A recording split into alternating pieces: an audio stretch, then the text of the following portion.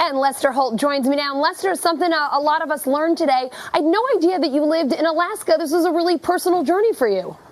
Yeah, I consider myself a Californian. In fact, I'm in California right now, but my father's military service took us to Alaska from the time I was 8 until I was 12. An amazing place to be a kid, and, you know, obviously the wildlife around you just makes it very special.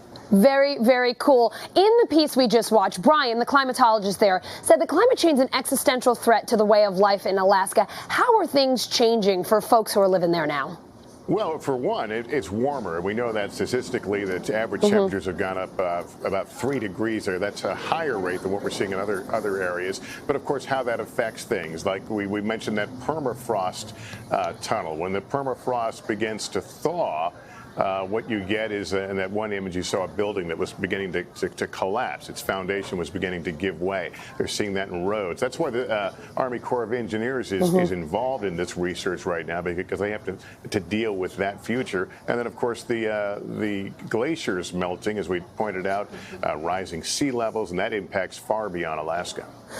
Lester, for people here who are thinking, wow, Alaska is really far away, I don't have to worry about that. Brian made the point, what happens in Alaska has a really important impact on other places. Could you talk to us about that a little bit?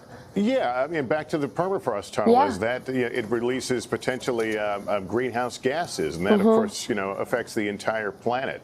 Warming oceans from the glaciers, that affects the entire planet. So everything is connected. You can be watching coastal cities in the East Coast, you know, finding themselves underwater, and that can, you know, be a direct result of what we're seeing in Alaska and other parts of the world. It all connects. Lester, I know the climate change crisis is one problem. Climate change denial is another issue. What are you hoping that people will take away as they watch this piece? Well, listen, the moment you ask that question, I open my mouth. People, right, what's he going to say?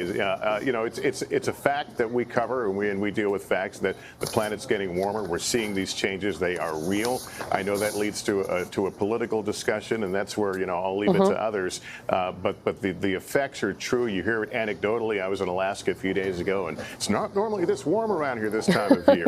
and I got it. People know that. They see that. And, of course, the numbers that scientists have collected, especially over the last 60 years or so, are, you know, lay out the case. It's happening. It's real. All right, Lester Holt, fresh off his visit to Alaska, thank you so much for sharing your story with us. Okay.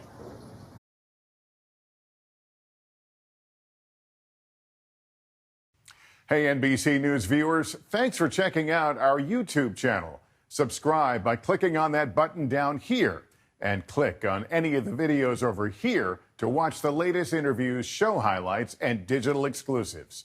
Thanks for watching.